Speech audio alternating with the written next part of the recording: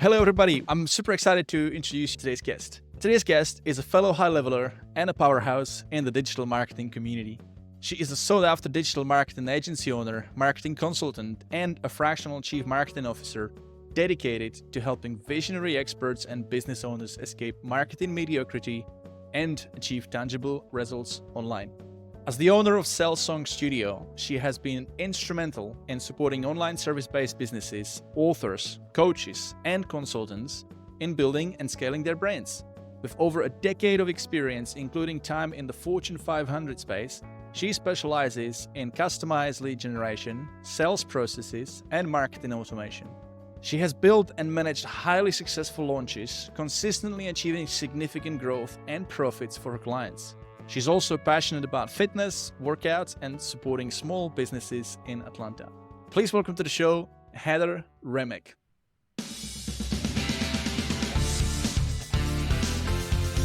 Thank you. Hello. Hello. Long time no see, Heather. Really good to have you. Last time I think we hung out in Dallas at the Level Up Summit. That's where we're. Yes, we were. Yeah, we were in Dallas. It was a great time, and it was lovely meeting you there. Yeah, that's where we met. That's right. Yeah, it's been an awesome event as well. Look, it's really good to have you with us today, but I'm intrigued by the name of your company, Sales Song. I mean, it's a beautiful name, but can you share the story behind this name and how did you come up with it? Thank you. Yeah, there is a little story behind it. So when I first launched my business online, it was a marketing agency, and the original name was Anchor Virtual. And I was in New York City in front of a mastermind group of individuals, and I was talking about my business and the name of it. And 3 times they asked about, oh, what do you do for, they were kind of talking to me like I was a virtual assistant or I offered virtual assistant work. And I realized the name virtual was kind of killing the growth. So I shifted the conversation and I stood in front of everyone and I said, okay, I'm going to rename it. Obviously, I'm going to rename, my business. So I started asking questions, and what they really wanted and what people want is sales. It's a marketing agency, but the true concept is sales. The unique thing about us, though, is our messaging. We're very, very, very specific about getting the right messaging, the right personality for the brand in front of the audience. Mm-hmm. And it's a great differentiator, even in a saturated market. So I wanted something that spoke to messaging.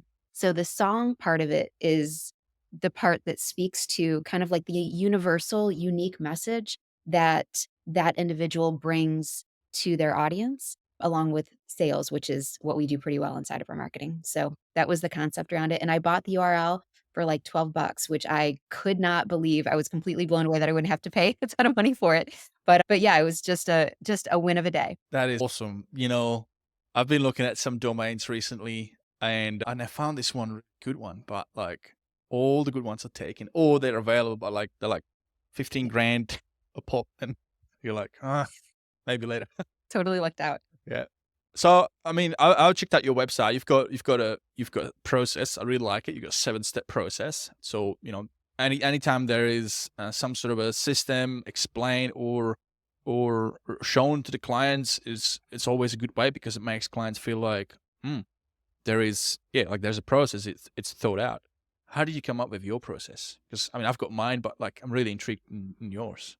Oh, thank you. When we were taking a look at what we do is a lot. I mean, we're looking at the personality and the brand concept and the message and then the build out for the audience. So there's a lot to it, and we could really easily overwhelm people when it comes to pitching our offers. So we decided to break it up into phases, and that's what made sense. The phases were the thing that was consistent across all the customization we do because it's so highly customized. So when we're taking a look at the design phase, we're taking a look at the concept phase. We know that that's when we're doing all of that competitive research. We're pulling everything together. We're taking a look at the brand. There's a lot of back end pieces to it. The design of most people come to me if they have some sort of a brand, we elevate their brand. So we're taking a look at what they have and we pitch, a higher level, more customized, visual brand as well.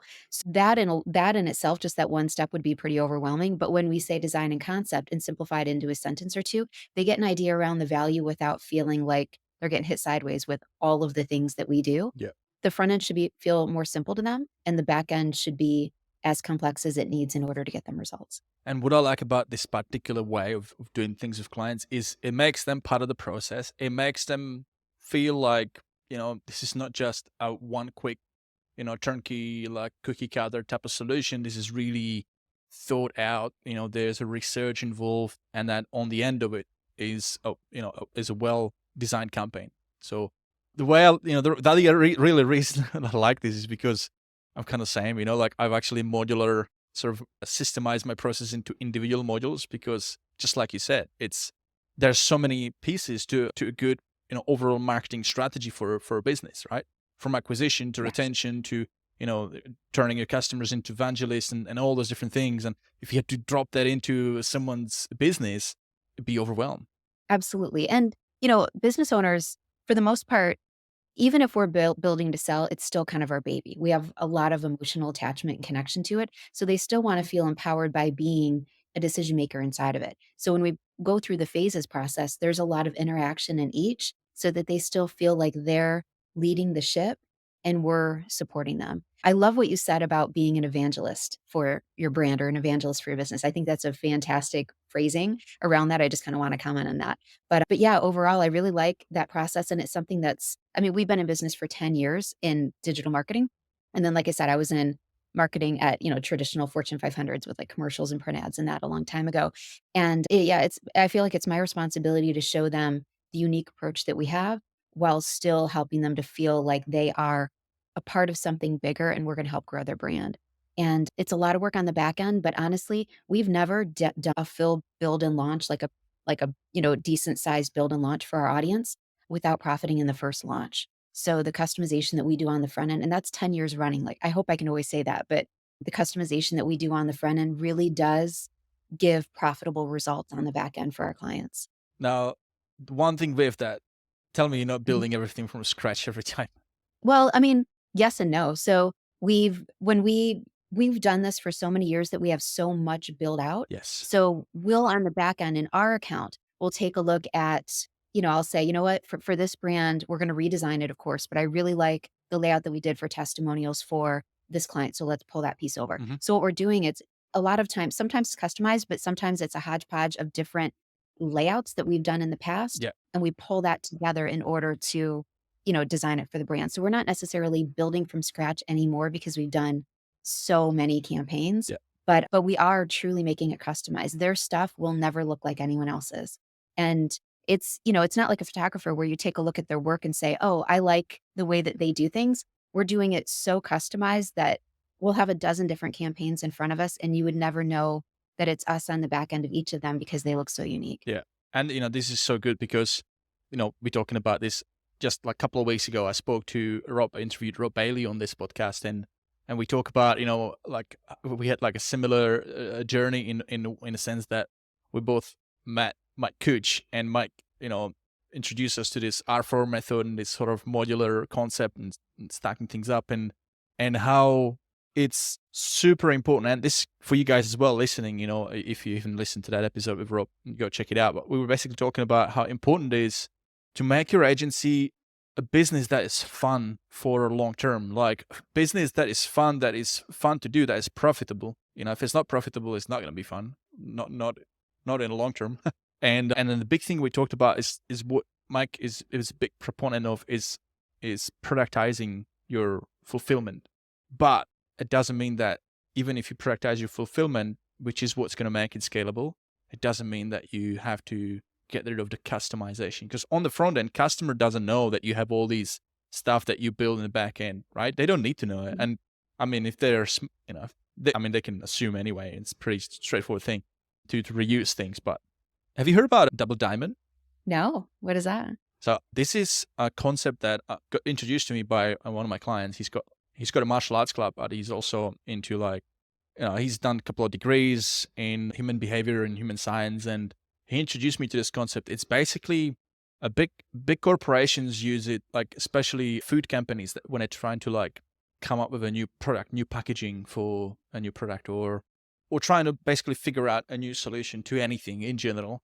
And it's basically the idea, you got two diamonds, like diamond shapes.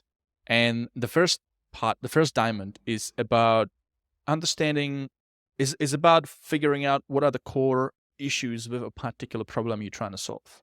Each Mhm. diamond is split into halves. The first part is like wide open, there's no limits. So you go through customer feedback, research, big brainstorm sessions, testing things, you just like, there's no limits. It's as many people involved, as much data involved, as much as you can to try and collect all the different pieces of feedback.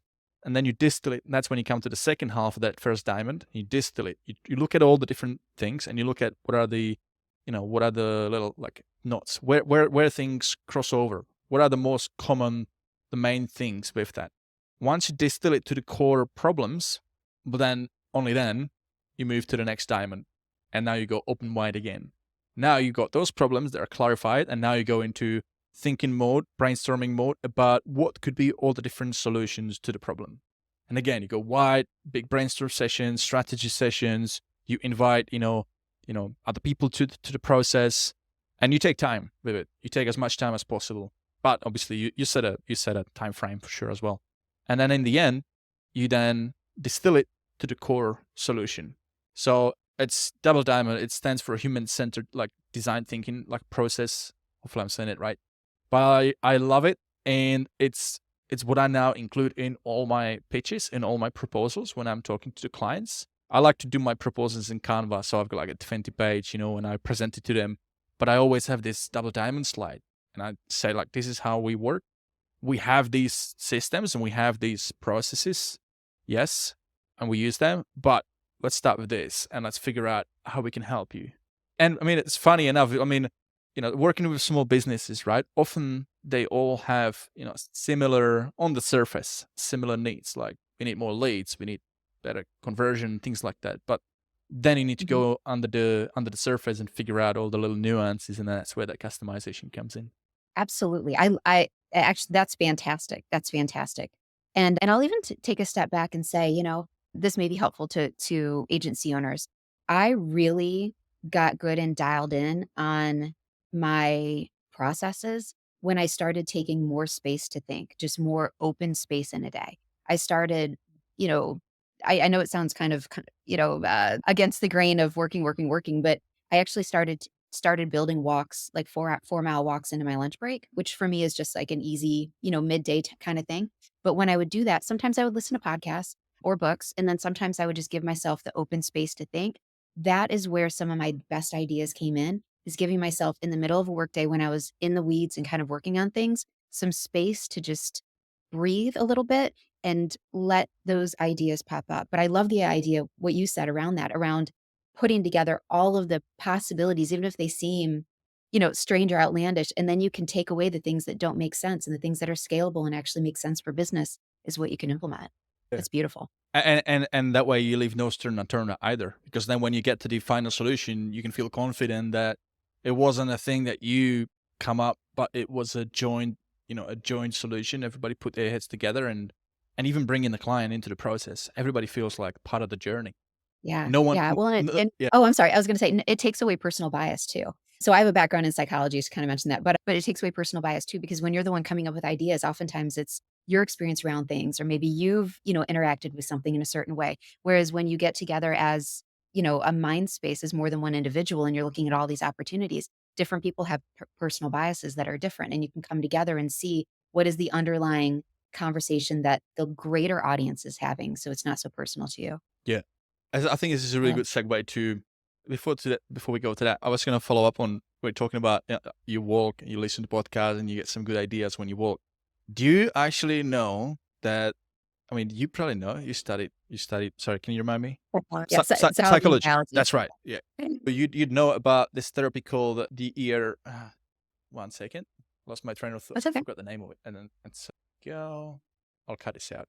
EMDR. That's what it is. Have you? Yes. Yeah. EMDR is brilliant, especially for people who have PTSD. EMDR is brilliant. And yeah, it's the concept that it's eye movement. It's rapid eye movement. Yeah. And the way that it kind of structures the mind and rewires things is fantastic. But I'm super, super successful with people who have PTSD. Yeah. But also, Yeah. The main concept is, I mean, it's eye movement because of left and right hemisphere, right? And it's just a medium using the light bar. But when we walk, we use left, right. It's a similar concept. So that's why when we walk, Well, it's in a way, we are fixing our brain. That's a bad way to say it, but it has an effect on our mindset, on how we think, just purely just by walking. And that's why, like, sometimes you come up with some good ideas, or you feel good after a walk, therapeutical. I never thought about that. That's actually incredibly brilliant. Yeah, and I can see where it co-aligns. That's Yeah, fantastic. Well, I mean, yeah, I just did it because I thought it'd feel good and give me some space and sunshine, but I go to the smoothie place and come back again, but yeah, that's next level. I can see where it connects with EMDR. Yeah. yeah. Yeah, that's fantastic. Now, this is a good the segue I was going to get to from before I got into this was personal bias, and by being involved in the process is going to make everybody feel more accountable. And this is a good sort of segue to a topic which I learned from a friend of mine. She's a psychologist too, but she used to work a lot with corporates, change management. Yes. Change management. You don't often hear about it, but it's so big. You think about marketing for a business that has a team of people, employees, and you might think that they just need a website, or let's say, especially if you're like a high level account for them, which is more than a website. And now it's CRM and the full fledged everything. You might think, they just sign up for that. You deal with the agency owner, and then Bob's your uncle, happy days. But not everybody talks about how important is the change management, because the underlying people in that business who are going to be operating at CRM day to day, the admin people, the marketing people, the sales reps, are the ones who need to be fully involved and invested, and needs to be sold on the idea and not feel like they've been brought late to the table without having an opportunity to have an input. There's nothing worse I than that. love I love that you said that. That's such a well, it's leadership. And if you're running an agency, I'll be honest, and this may be controversial, but if you're running an agency, you should not be the only one that's a part of the agency for the most part.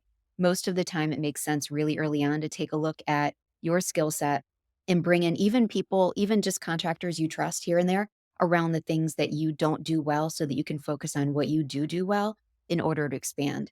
10 years ago, when I started my agency, the first month I hired a graphic designer because I appreciate good design. We work together when it comes to the concept around design, but I didn't need to learn InDesign. I didn't need to learn Photoshop. But that said, there is a management leadership structure each time you bring in someone under your charge, and there's a responsibility around that. And too many entrepreneurs become project managers when they should truly be running their business and not being the project manager for a lot of projects. Hmm. So actually, this is kind of a side note, but one of the things that we started doing is training teams. We see a lot of entrepreneurs where they don't really want to hire a marketing agency ongoing because they don't have the breadth of space in order to do that because they're already paying some team members for marketing. But it's kind of like they put a little bit of everything on this marketing person in order to kind of figure it all out, and they're not specialists in that area.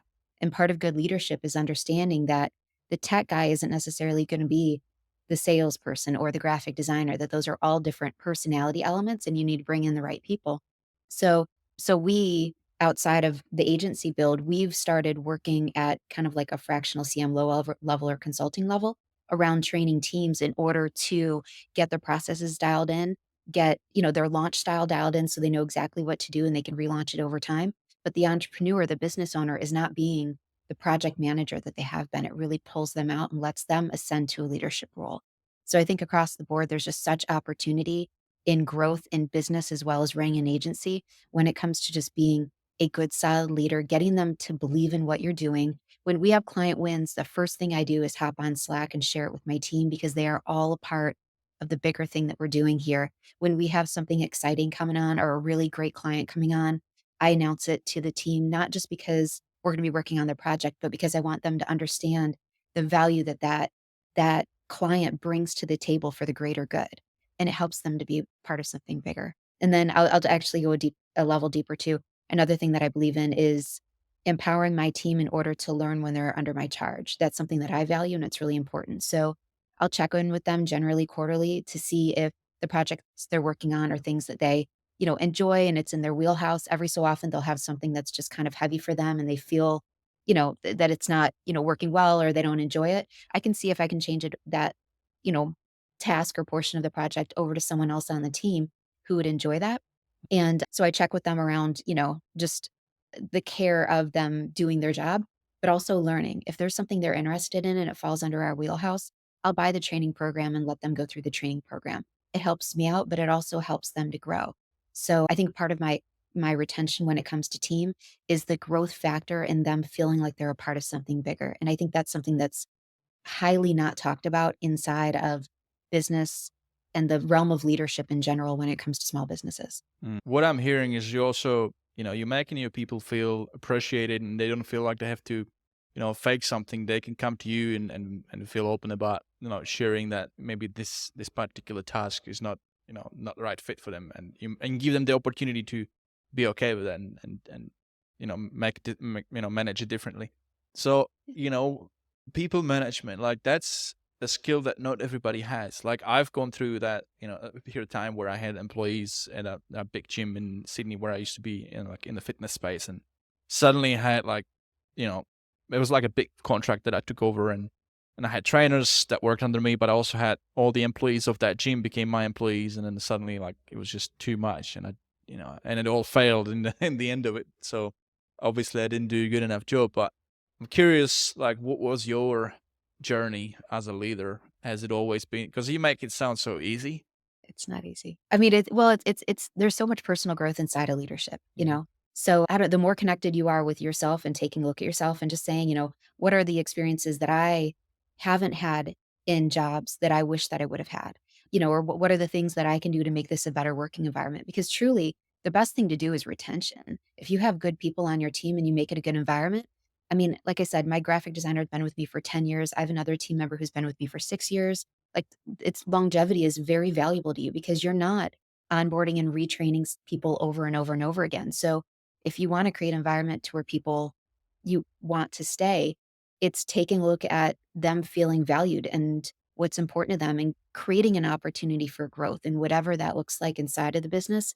If they feel like they're part of something bigger and really have purpose inside of what they're doing and feel good about it and they're growing inside of it, just feel appreciated, basic things. I mean, that's the vast majority of what leadership requires, but it's opening up, the doors and taking a look at that instead of being so task oriented, taking Mm. a look at what, they need. But it's a growth process. And gosh, I mean, isn't owning a business in general one of the most personal growth, momentum type things that you can possibly do? And then stepping into leadership and having people under your charge is another. But I will say, if I'm busy working on a project or maybe I'm going to some, orchestra concert for my daughter or whatever, and I take a look at Slack and things are moving in my agency because my team is handling things that I can't in the moment, there is such an empowering feeling around that.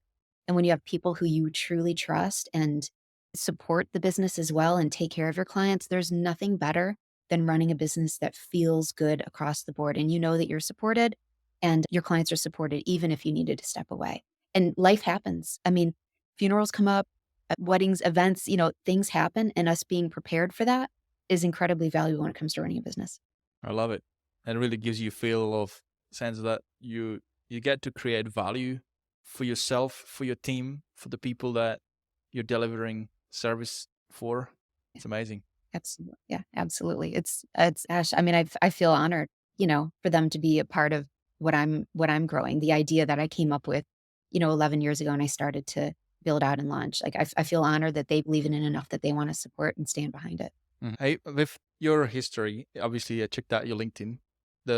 Your first experience as a marketing assistant at that for Fortune 500 company that was like company that creates some composites, whatever, right? Yeah, yeah, yeah. It's Owens Corning, Yeah. roofing composites, insulation, and things like that.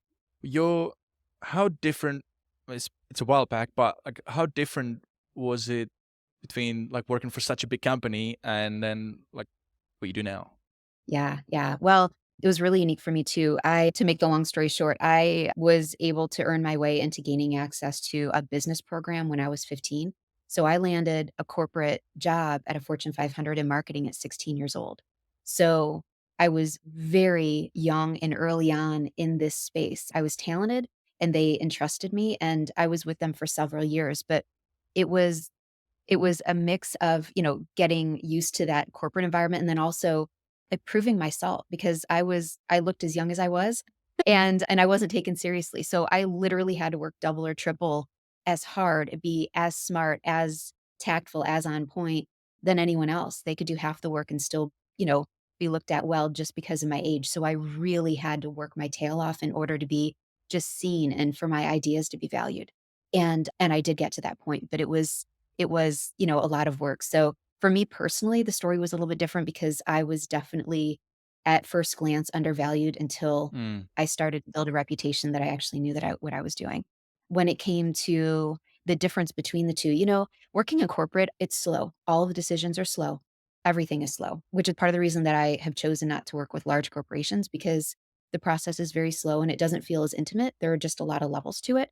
So we did a lot of print ads and commercials and things like that. I was also part of the asbestos litigation. So at the time, we had created best asbestos products in the past. We were getting, sued for that mm, and handling settlement. So it was helping the business to, manage that, but also keep a solid reputation around the fact that we had been involved in something that ended up being, cancerous to people. So there are a lot of different aspects of marketing inside of corporate that a lot of people don't see. I also worked in at that organization in more or less competitive research, but it was pretty like kind of special ops types of things where we would get access to competitors' businesses and see if they were building out, their factories to see if they, you know, were adding on new products and things like that. So some of those grassroots things were really interesting as well. So it was neat to have the big budget that we had and be able to see the details that corporate businesses, large businesses go through in order to keep their stance in the marketplace. mm. However, working with one brand for me got boring. Yeah. I really love working with multiple brands and growing brands and working with the originator, the person who created it and get that personal brand approach as well. I mean, we were working with, a Pink Panther, right? Which is fun and engaging and all of that, but that was our brand, that was our brand model. And, with entrepreneurs in the small to mid marketing space, mid business marketing space, we have an opportunity to really magnify the personality of the face of the brand, which is usually the entrepreneur, and bring a true personality and individualism into the space. They generally have a really strong movement around the reason why they started their business and how passionate they are around it.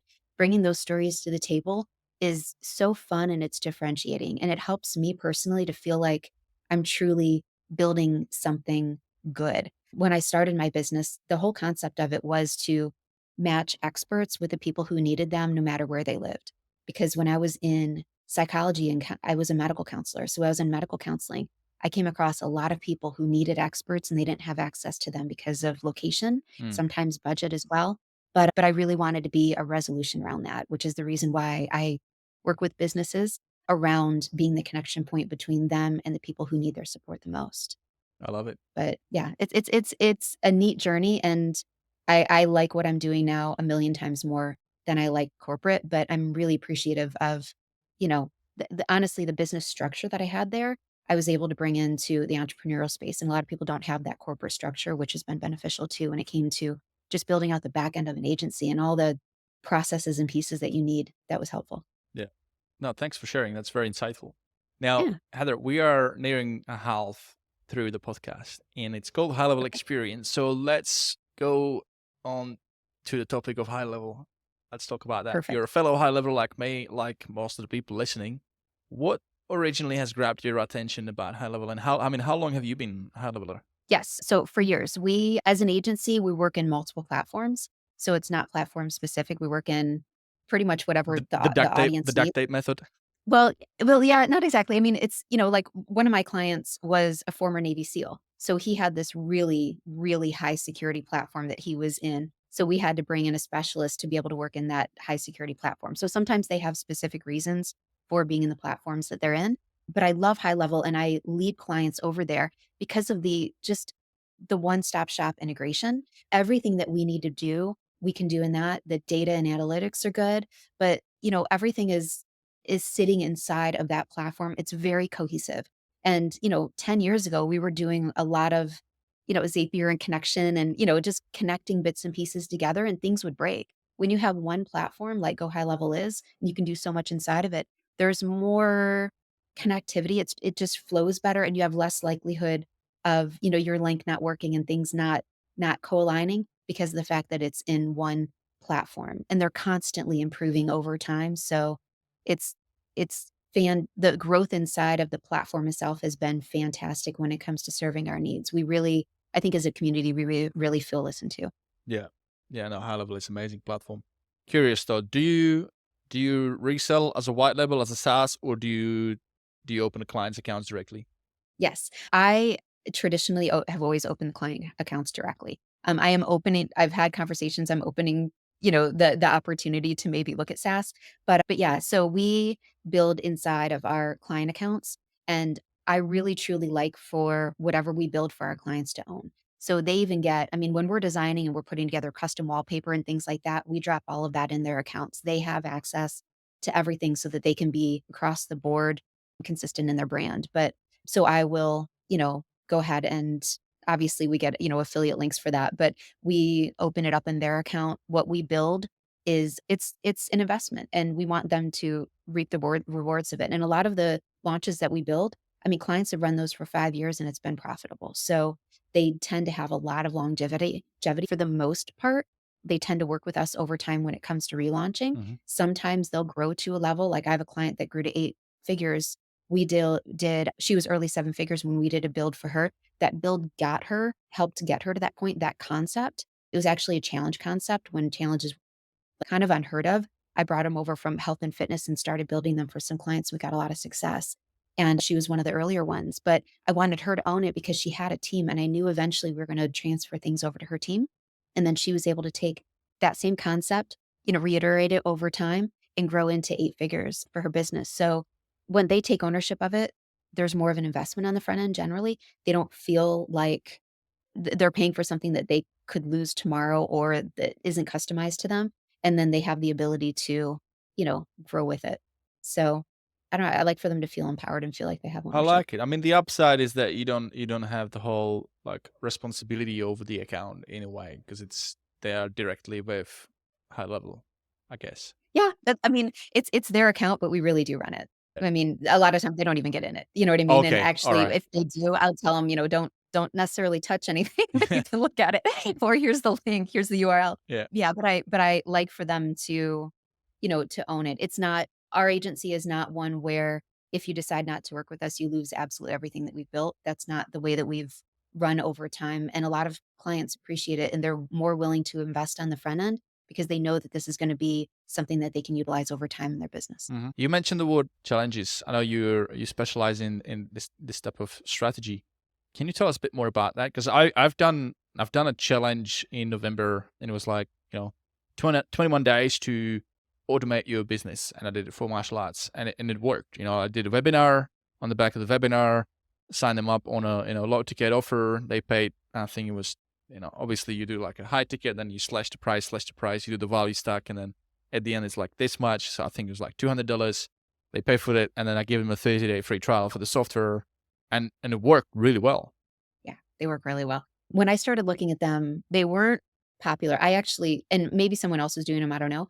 But I was taking a look at health and fitness because I've worked a lot as an expert in masterminds for people in health and fitness. Mhm. So I started looking at these 21-day challenges. And the problem with them, though, it was a lot of how, diet and exercise. And that's not necessarily intriguing and exciting.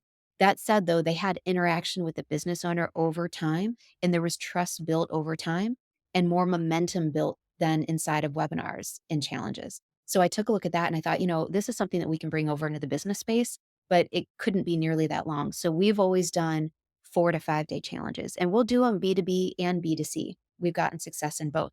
But I wanted something that's going to build enough momentum to when they're going through that process, by the end of it, they've got this idea, they've committed to the identity that they're gonna become, and I'll talk about that in a second because 'cause I'm big on identity inside of it, and they have some work that they've done, like some pre-planning or some structure that they've committed to, Mhm. and they don't want that to end. So it really does help for them to move into purchasing because, you know, they've done all of this preparation to maybe, it's pre-planning. If it's something around social media, maybe they've gotten ideas around some of the content and they have an idea around what they can do, but they don't necessarily know how to structure and put it together. That's in the back end offer. So they've committed to themselves that they're 40% of the way through in their eyes, and they want to finish it up. then they're more likely to commit in order to complete that task they've started. That said, though, I put an identity piece inside of my challenges, and that's honestly been one of the biggest triggers towards high sales. And what it looks like is there's a day that we will, depending on the business, we'll have the audience kind of map out the person that they're becoming. So an example of this is one of my clients was in health and fitness, and they started with us at about 30,000 a month. So it was a little bit smaller earlier on, but they were scalable and ready to go, like ready to put some juice on it. So we put together a challenge. It was a 5-day challenge. And inside of health and fitness, their audience was like 30 to 45-year-old women who had been fit in the past. They weren't anymore. They were kind of feeling like they were losing themselves in their careers and their family, and they wanted to realign. So it wasn't the working out and the diet that they were seeking. It was the transformation in themselves and the confidence that they felt inside of themselves. Hmm. So we did a day, yeah, and understanding that was key. So we did a day where we were working through with them for them to map out the personal identity of the person they were becoming. So it had that confidence piece to it, but a lot of the underlying value that they were looking for was to gain confidence out of themselves by keeping the promises to themselves, specifically in working out and, controlling Yeah. their diet in a way that fed their life, right? So we took that business from 30,000 a month to 150,000 a month in 9 months. And the challenge was the key to that, but it was the message behind it that these women felt like they were part of something bigger. They felt like they were almost not keeping their promise to themselves if they didn't purchase, because of the fact that they had mapped out this person that they were so desperate to become again. This is great. So I when I got to see Australia, I moved to Australia in 2010, and I was like on a student visa, and I studied fitness, got myself certified as a trainer. And whenever we had like business oriented lessons talking about marketing and packaging, I was like a bit of an dickhead. I was like, I was ignorant. Like I was like, I mean, isn't it like exercise, lose weight? Everybody wants that, and I never really, I never really paid attention to the little nuances that we're talking about now. But this is Mhm. so important because everybody as at different stage of life has different priorities. Like I know in my 20s it was always about getting on the beach with a six pack and solid biceps, and now I'm like 30, 38 this year, and I'm like I've got different priorities in terms of like why I exercise is not about that anymore. It's more about just, making sure I keep myself healthy. And then, Yeah. so these little nuances, this is really where it's at. And even just as a principle, in marketing, like just understanding your target market and really spending time to thinking about those nuances. And sometimes you might not know them until you speak to people, which is probably one of the best ways to really figure out what's the market fit by doing, research and feedback and talking to that mark and figuring it out, hearing from them. Absolutely. Listening to like those, particular phrases that they say. And then even like, oftentimes like you speak to like 20 people in that market and then like, a good one is like just transcribing it and then put it into an AI and it'll spit it out back at you, like those mind maps, those word maps, and it'll tell you like what's the most prominent word people say, and then use that in your marketing, in your messaging, and then you hit it on the nail. Right, and honestly, if there's whether it's the entrepreneur selling or sales team, talk to the person that's getting on calls and don't just ask them what the objections are. Ask them the words that the audience is using when they tell them what their objections are. And if you use those words back to them inside of the marketing, you'll see that trick alone will increase conversions because they'll feel like you're in their head. They'll feel like you really truly get them just by using those words. So, yeah, I don't marketing I never understood this. Marketing and sales, it's like there's such a battle between the 2, and I've never gotten that. Yeah. Good marketing leads to easy sales. Good sales and getting that information on the sales calls leads to good marketing. If the 2 can co-align, you can make it work, and we've done that. We've got gosh, there was a business, it was B2B, but it started at about 30,000 a month. We scaled her to 3.2 within, like, 2.5 years. And she was at a 60% profit margin too, which was really solid. Nice. I like talking about profit margins, not just sales. Yes. So it was really solid. But yeah, for the last 2.5 years, she was selling just on DMs because we got the marketing so dialed in and the people were so ready. Like the marketing was just so well built out. And then she understood the words that the audience was using. We were breaking objections on the front end that, yeah, I mean, she'd sell 3.2 a year on DMs. No So fancy it's landing pages, nothing, just DMs. I mean, we did the marketing on the front end. So the fancy landing pages were we built like we had a challenge on the front end, and then we had, like another kind of a conversion event on the back end to break Right. So objections. I guess so. Yeah. So, Let me rewind back. So yeah. basically, she didn't have to do like pick up a call and call everybody, which is typically like the go to because you get to influence through tonality and all that. And because she Yeah. was able to do it through DMs, that means the messaging was already on point enough that people were actually already sold by the time where they were communicating. Yep. Yeah, and it was about a $5,500 offer, so it was a, mid-ticket offer, so, Hmm. yeah, but I mean, that's what connecting with the sales team when it comes to marketing does for marketing and sales, like, those are the results you get when you actually work together is, yeah, you can really streamline the sales process heavily, honestly. What's your take on outbound marketing? I like outbound. I mean, I like some elements of outbound. So one thing we've started doing that's working really well when it comes to kind of an element of outbound is I saw that a lot of my higher ticket, mid to high ticket clients needed more of a connection point, and especially B2B, we've started doing LinkedIn outreach. So, and it's not the thing that people hate getting in their in-mail with like the direct, I want to sell to you right now. Hmm. It's actually nurturing and connecting with an audience that's a target audience, but could also just be good connection points. So it's more personalized, but it's still a level of outbound marketing. And we're getting crazy results with that. But a lot of it is because we're not just going and saying, hey, Buy your my shit. website sucks. Yeah. Yeah, exactly. I want to sell that to you. Instead, we're building a true connection point. And it's so refreshing for people. We're getting response over and over again in my LinkedIn as well as my clients that it's so refreshing to connect with good people. And they may not be a client, but it may be, that they refer you to someone else. Or I've gotten on some, podcasts as a result of just the connection points. And it's Hmm. just the growth around it as well. And of course, like building the algorithm inside of LinkedIn so that with that algorithm, you have the opportunity to, get in front of more people who are decision makers, that type of thing. So there's that element of it. But it's an outbound marketing piece that also stays and lasts. So I don't know. I would just recommend to anyone that's doing social media based outbound marketing to be more of a person and less of a sales process. Hmm. And you'll see phenomenal results and just connect with good people who truly want to see you grow. They like your stuff because you've had a solid connection point and they're more likely to refer you out. And I think there are other wins in those conversations than just closing a sales. It could be a win that they introduced you to somebody, or they, become a guest on your podcast, or they just become, a follower of your content. So always going with like not always looking at for yourself, but how can that turn into a long-term relationship, even if they don't become a customer, is how you be able to foster more meaningful conversations. Absolutely. And as a business owner, it can be, busy, right? Because you're, Hmm. reaching out to all these people. It could take a lot of time. So that's part of the reason that I put the service together because we can reach out to 300 to 400 people per month Hmm. in a unique, connected way. But there's still scalability around that. By the way, the numbers dial in. Like for my challenges, I don't want any less than 2.5% conversion rate from cold audience to, a mid-ticket sale, right? So you want looking at numbers make sense, right? So you want to take a look at the numbers as well and say, I need to reach out to this many people in order to make these sales. Yeah. But there's so much on the back end of the sales when it comes to connections and invitations and things of that sort that you're connecting with high level people and you're bringing them into your world. Hmm. Do you leverage AI in this process?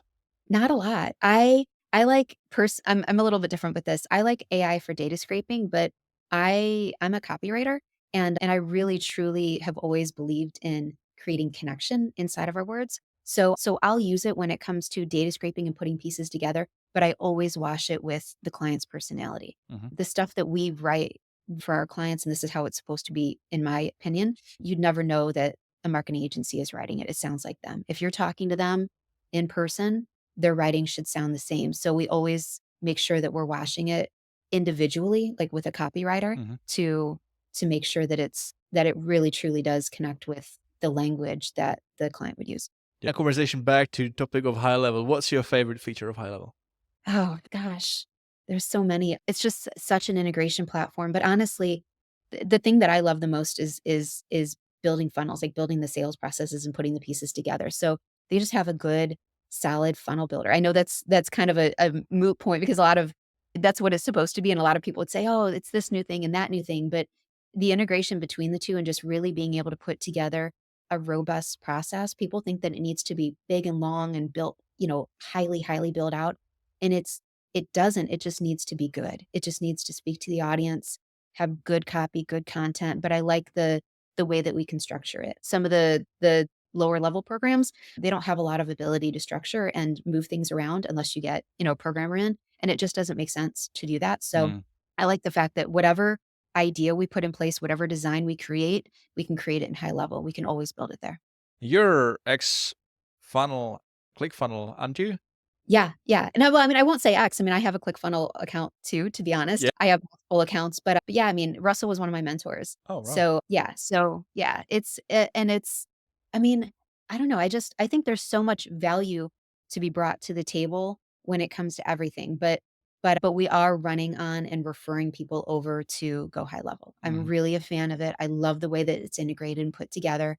And like I said, we have some people that still are utilizing other platforms, and we'll keep those platforms open so that we can go ahead and build and transfer over to their accounts as well. Just as an agency, it works for us. Yeah. But across the board, I like the integrations in Go High Level. I think it's just tailored for audiences to be able to have a one-stop shop, and it's not overwhelming for them. Business owners, especially if they're not into tech, which the majority aren't, they get overwhelmed by it. Mhm. They don't want 5 different places that they're managing and not knowing how to connect one to the other or see if it works or whatever the case may be. When it's in one place, it just all feels aligned. Yeah. Speaking of loving HighLevel, it's Yeah, such a, behemoth, such a huge, it's got so many features now, and where it was 3 years ago, it's even more now. yeah. We've got this segment on this podcast called The Beef where we discuss, constructive feedback about particular feature on the platform, and basically look at how we can get some more upvotes on particular features. Do you have a challenge or a frustration that you faced with a particular feature recently that you like to talk about? Hmm. That's interesting. There I'm not having major issues with any features, although I will say that I'm not really the one to get in and build much anymore. Hmm. My team does a lot of the building. So, but they haven't voiced anything. And it's interesting. We'll go a long time on a platform where there's not a problem, and then something will pop up and it ends up being a big enough an issue Hmm. to where we sometimes have to get CSS in order to manage Yeah. it. But we haven't. I guess this is the most valuable thing I say is we haven't had any massive issues, which is good. I mean, my team is running it and we're building it out. I get in and I take a look at things, but like I said, I'm not necessarily the one that builds things out Hmm. anymore. And it's been really consistently supportive. We haven't had a lot of issues. And I will say too, when issues pop up, which is a rarity, I'm seeing Sean get in and just Oh, yeah. manage. Yeah. So that's good as well. And honestly, he's just, I had the ability to have a couple conversations with him in Dallas. Just a good, solid guy. I'd love to see people who are just good and really investing in their business win. But gosh, if anything pops up, it's such a short period of time because they are so incredibly quick to manage and communicate. Yeah. And you don't always see that from platforms. They're not, you know, they communicate and they'll come in and say, "Hey, we're working on this. This is our delay. This is what's going on." Just the customer service is on point. Yeah. One thing Yeah. to that I would say, and this for those of you guys listening as well, the way HighLevel works right now, I mean, they've got like 900 developers, so it's a huge company, right? So they don't just like go at everything. They've got a roadmap. They've got a priority listing of things they're working on, and I like how it's very like democratized. It's based on upvotes for the most part. The only downside is you can't promote if you got an idea that you posted on the ideas.highlevel website. If you want to promote it through the community to get to highlight it so that you get upvotes for it, they will take your post down. It's just against the policy, and obviously they have their reasons for it. So this segment that I decided to like when I was working on like with Andrew from THQ when we were like figuring out like how we're gonna do this podcast, I was like, let's have this segment and give people an opportunity to share. Like if there's something, and it doesn't always have to be something that's like pissing you off or really frustrating you. It could just be a feature that's already working, and then you've got like a suggestion of how it could be better. And all you need to do is just go on the ideas.go high level, submit that idea there. Make sure you post it. Make sure you describe properly. Either you add a loom there, because I mean the guy they're going to be looking at, they need to like understand what you're saying, right? But anyway, so like, if you got something like that, and you want it to have some more upvotes, then I can share it on the episode. All you need to do is like head over to the highlevelexperience.com website, and there is a submission section. and then we will play it. It is a voice message. You just need to submit your link as well, and then and then we'll help you get some upvotes. We'll put it in the show notes, and what was your uncle? Yeah, I mean, why not, right? It's Yeah. Well, it's a great opportunity for, marketing agencies to be heard. Speaking of being heard, I have another segment. It's called 3 under 3. I mean, that's the idea. It hasn't really come to full fruition yet, but I think later down the track we'll have proper 3. The idea is that we share 3 impactful stories in under 3 minutes. So 3 agencies, each story, voice message, under 60 seconds, we drop in the podcast. And ultimately, is to highlight, how other agency owners are making positive impact with on their clients' lives. Do you have like a quick success story that, like what you done for your client that you'd like to share? Yes, I do have an example of a brand that did well when it came to a specific element. So that health and fitness brand I was talking about, that they went from 30,000 a month to about 150,000 a month. One of the things that they did that we do with all of our clients, honestly, is we take a look at the personality of the business owner, the face of the brand, and we magnify it. So and it makes so much more sales. So often what we see, it's one of two things. Either the person is too vanilla, like they're trying to kind of be perfect and fit in and just, be a little bit more corporate or a little bit more structured and pull back on their true beliefs, or they're emulating someone else in the space that they think is successful or they like their content or of value rather than magnifying their own personality. Mhm. And it shows there's always a little bit of an element of that not connecting well. And sometimes people don't know why that is. It's just kind of an underlying feeling that it doesn't really connect. When we start working with brands, one of the things that I do is I do a brand archetype test. So I take a look at their personality. It's based on Carl Jung's 12 personality types, but it's for brands. So I take a look at that. Usually it's a couple elements in the personality of the entrepreneur that really that are just magnified that you can tell are inside of their personality. It's not necessarily the top 2 inside of the test, but it's usually the top 4. So I take a look at it.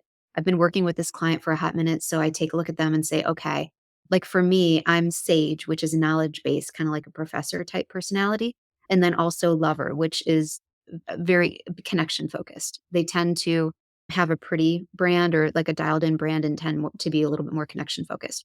So we take a look at those personality types and talk through that a little bit more to kind of help them to kind of give them permission to be more of themselves and less vanilla, talk about the things that they believe in that fits in their brand that they want to talk about, and really just help them to kind of launch their own magnified personality online. And as soon as we do that, just it just triggers so much more value. The entrepreneur feels more connected with their content, so they start sharing more. The audience feels more connected. They tend to hone in on the things that are more valuable for their audience. It's just and it's a good brand builder too. So if there's one thing that I would say across the board, it's that. But that said, when it comes to specific brand, I would say that that health and fitness example that I said earlier was probably the most beneficial when it comes to truly taking a look at the core desires of the audience rather than what you think that they want. Take a look at what they truly want. And when you get deep into that and start having that conversation, they will feel so seen and understood that they're going to want to be a part of your space. They're going to want to follow you.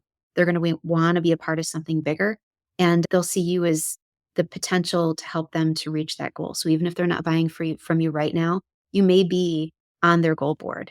Get Mhm. to work with you may be something that they desire. Yeah, I love it. I love it. And it's also to that point with, being you, try not to like be fake or be vanilla or be like somebody else that is more successful. Because ultimately there's so many people in the world, so many Mhm. different like preferences, and there's always going to be somebody that will resonate to your unique style. So Absolutely. you never have to like try and be somebody else because of them being successful with that market. Because I mean, you just as well can create like find your own market. Like the market will come to you for your own uniqueness, right? Absolutely, yeah. And honestly, just don't be afraid to be new at something. Sometimes we're so good at what we've done in the past that we've established ourselves and we're kind of afraid at being new when it comes to creating content. Don't be afraid at being new when it comes to content creator, even if you have 2 decades of experience as, you know, I don't know, electrician or whatever it is that you've done in the past, right? just show up in the way that you know best serves your audience, and that connection will be felt. And then you'll get not new quickly. The more that you start to engage and talk to people and create more content, you're going to get seasoned pretty fast. But I don't know, yeah, don't be afraid to begin. Yeah. Heather, I love it. I mean, this whole episode has been very like, I don't know, like philosophical, or I mean, we've dived into some good stuff. We have. I love it. I love it. That's what we're here for.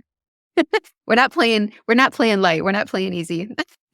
Oftentimes I just get stuck like, oh, then like the next segue, and then I forget what people say, and then I've got a really terrible follow-up question. But today I didn't have to use them that much. It was just really natural. It was really nice talking to you. Yeah, that's what I want to say. Yeah, thank you. I appreciate it. I'm like I said, I'm a little nerdy. I'm a little of a psychology person, so I always kind of dive into that. But that's my differentiating factor, right? So everybody's got their thing. It's been great connecting with you. I had fun getting the opportunity to get to meet you in Dallas, and this has been a fantastic experience. So just thank you for the invitation, truly. No, I thank you. And by the way, did you mention that you've got some little offer for our listeners? Yes. So, yes, I one of the things that I've seen all businesses move forward with that's just been exceptional is putting together really good testimonials and case studies. And it's something that we know that we want to use, but a lot of people aren't really talking about. But when it comes to mid funnel down or people who are just ready to engage and buy, case studies have been one of our biggest conversion elements. So I am giving a PDF that goes through everything with case studies. And testimonials too, but it's the questions that we ask inside of an interview or, to an audience member to get, or I'm sorry, a client to get the answers that we want to questions that kind of build a storyline so that we can kind of expand on a storyline. It talks about if they're recording it themselves, how to record it in a way that looks intentional and, converts fast, the whole thing. So it's a PDF that goes through how to get a great testimonial or case study for your clients. I give it to my clients and offer it to them to freely share with their clients as well in order to get great testimonials. But I want to share that with the audience too, because we've seen such incredible value come from that. There's nothing better than receiving an organic, like not even asked for a testimonial. It's so natural. My secret weapon has been Fathom. Do you know Fathom, like the AI thing that you use for Zoom meetings, the AI assistant? Yeah. You got these buttons, and it's like a button that says like positive reaction. And then every now and then, like I speak to somebody, and then at the beginning, like, can I just say? And then they go in like, and they share something, about like maybe a product that they're, amazed or something. And like straight away I click that button. Because like that's like, I know that's the most like authentic. And then at the end I ask them, hey, would you be okay if I use that? Right. Perfect. That's another way, yeah. By the way, it's really cool that you talked about case studies, and I think maybe we'll wrap it up on that point because I know you've got to go. But case studies, right? Because when you think about the buyer journey, right, they're actually, and this goes to like a research that I did last year when I was building one of my profit roadmap modules, the lead nurture system. Mhm. I was looking at, okay, well, for a good lead nurture, like you want to have something like a short lead nurture for the first 14 days for people who are ready to buy now, like have something in place. But then not everybody always converts. So have a long nurture, like 12 to 24 months thing. And I was looking at how I would structure it. So I was looking at, you know, different type of content. And I found out like there's different types of content that relates to different type of stage of a buyer's journey, right? Case studies, pricing, pricing pages, perfect example of somebody that is in the decision stage because they just need that last little thing that takes them over. As opposed to somebody who is in the awareness stage, it's more about education, articles, things like that. So this is great, and then actually what I did is and this is, you're gonna love this, your little food for your nerdy brain is I created a spreadsheet and I created a point. I scored these things. So I was like, okay, if I'm going to put like a 12 months campaign and I don't know what stage people are because then that is, fluent. People change from stage to stage. Right. So to cover all bases, I basically say, well, I'm going to do 3 awareness, 2 consideration, 1 decision, and then just cycle those and then put them into like a fortnightly schedule over 24 months. And then looked at if different types of content as well. So one would be an article, one would be video, one would be, case study, and then cycle those out. And then create a point system. So if it was awareness, it'd be like 1 point. If it was consideration would be two times that. And if it was decision type of content, it'd be 3 times that. And then you attribute that to a trigger link. So whatever the emails go to, whatever resource, right? You can attribute it against the trigger link, and then you set up different points that gets acquired based on those clicks. And then you set up another automation that basically you set up thresholds. It's like, well, this person has hit this many points and recently has been hitting these, decision type content, case studies, and then you map it out, and then you connect that together with a band. Let's say if you had like a form for, band stands for budget, authority, time, and need for qualification. So if they hit all that in there as well, and they hit particular number, then you put it through another automation that basically flags it to your sales reps, calls you, like this person, you should call them right away. I love that. That's Like that. fantastic. But yeah, that's absolutely brilliant. And it's understanding, just like you said, it's understanding what level of understanding in the buying process they're at, and then seeing that journey inside of your automation and hitting the mark at the right point, because they are ready for a conversation. And, it's case studies too. They don't hurt the people who are less aware, because if you're doing a great job in what you're doing and you've got clarity in your content around what it is you do, what you're known for, even if they aren't ready to purchase yet, even if they're not at that point, they still see you as an expert in your space. So you're gaining positioning in your space when you're showing case studies, even if they're not heavily into the buying journey. So just across the board, it's a great positioning opportunity, but it's a phenomenal sales asset. And we'll build out case studies that we give to the sales team as well. So if they're in conversation, or maybe they want to, send something to, a lead before getting on a call, sometimes they'll shoot over a case study, and it'll be one that fits kind of the personality or the lifestyle of that audience member, so they can see that it can work for them too. And it tends to go really well. So I Yeah. think they're underutilized in a heavy way when it comes to the actual marketing and sales process, and not just being, you know, a series of photos inside of a sales page. I think they can be used better. So the Yeah. story, I love story. The storyline for case studies really is pretty phenomenal way to market. I love it. I love it. Now, where can people find out about such an amazing thing? Yes. Okay. So the URL is highlevelexperience.com/Heather Remec. My last name is spelled REMEC. So you can get that there. And I also am on social media as well. If anybody wanted to connect with me in the future, my name, Heather Remec, is the connection point. But that highlevelexperience.com/Heather Remec is where you can find specifically that document I talked about when it comes to getting amazing case studies and testimonials for your brands. I love it. Heather, that's awesome. So, guys, I'm going to sweeten the deal a little bit as well. If you head over to that link, I'm going to add a link to another resource as well, which is my deep links generator. It's a spreadsheet with about 180 different areas of high level that you can plug into an emails for your clients, so that when they are using your software, rather than saying, hey, go to, like we recommend that you should do a newsletter, and then having to like explain how they get to it. Instead, you just have it directly and takes them directly to that area of their account. Makes it a lot easier for them, makes it more like increases the usage of the software by the customer, which is one of the most important metrics when it comes to SaaS. So that's the deep links generator. You'll find it on that page as well as Heather's amazing resource to help you, generate video testimonials. So really, really awesome. Thank you for that, Heather. Absolutely. And yeah, we're at the end. So I thanks so love it. much. Yes, thank you. It's been lovely. Like I said, I think this is a great service to the community as well when it comes to, people having a place to go to learn about what's working in the marketing space and make sure that they're building a business that has a solid ground. Yeah. And look, I mean, we all started somewhere, right? We all have different experiences. So if you guys have, an experience that you want to share, and even you'd want to be considered to be a guest on this podcast, definitely head over to my website, because I would love to either share your story and help inspire others, or interview you on the podcast. So, Heather, let's wrap it up. Thank you so much for being on. I really appreciate you jumping on and sharing your wisdom. It's been very insightful. Guys, thank you so much for listening to today's episode as well. If you've enjoyed today's episode, then please share it with your fellow agency mates and high levelers. And if you think would also benefit from listening, easy way, there are links that you can get from my website. Share, I even add these little timestamps. If there's particular clip of something that you like in particular, and you know that it could be that one thing that somebody else needs to hear because maybe they're they're going through some rough time, and that might be that thing that makes them, get out of it and see the end of the tunnel, see the light on the other side. Please share it, because not only obviously helps the podcast to get to be listened by more people, but ultimately helping other people as well. So once again, thank you guys for listening. For show notes, links, and extra tips to help you grow your agency or your SaaS with HighLevel, please go to highlevelexperience.com.